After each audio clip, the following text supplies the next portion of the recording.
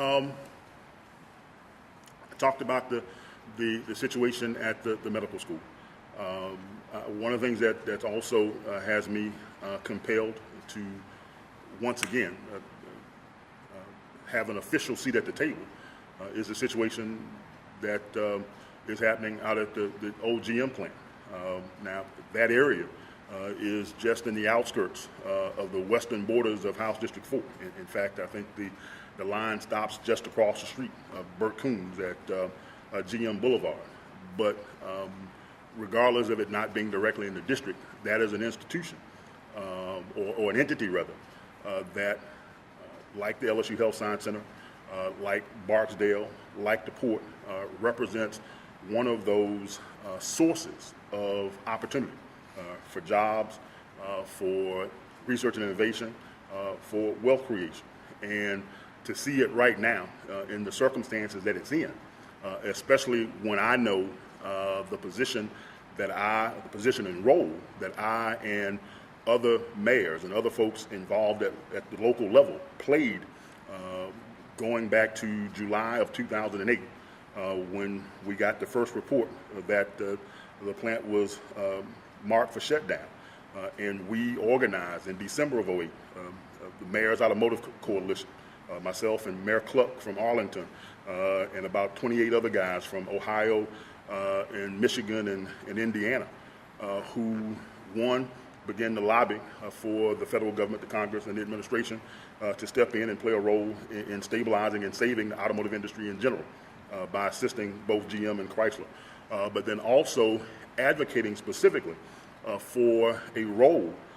in helping to determine the ultimate utilization of those 90-plus now abandoned GM properties that ultimately ended up being placed into the hands of the Racer Trust, with a specific intent to incorporate the role of the local community after having for years given tax breaks and infrastructure improvements and other things, earned a seat at the table in terms of determining the ultimate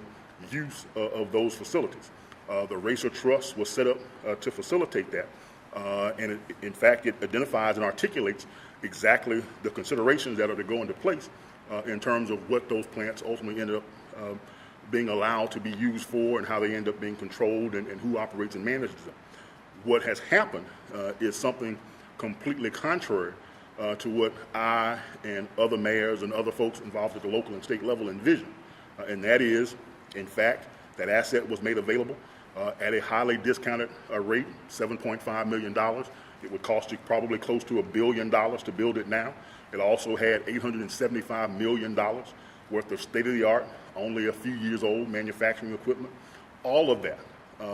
has been turned over to a combination of Stuart Lichter and Paul Elio for somewhere around $30 million. And the only person who has a job happens to be the person who was the chairman of the Parish Commission Economic Development Committee. And the fact that all of us are not up in arms with pitchforks and torches ready to string people up is something that completely befuddles me,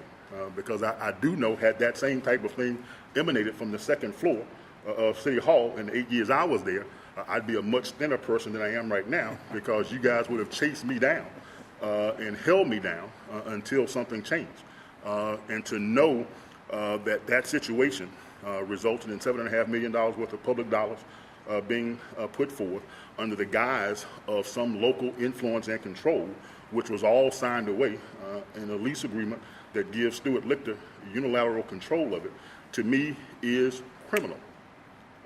Criminal in terms of the actual act itself,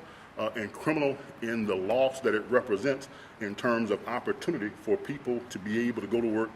at a well-paying job, for other businesses to be able to open and operate in support of that,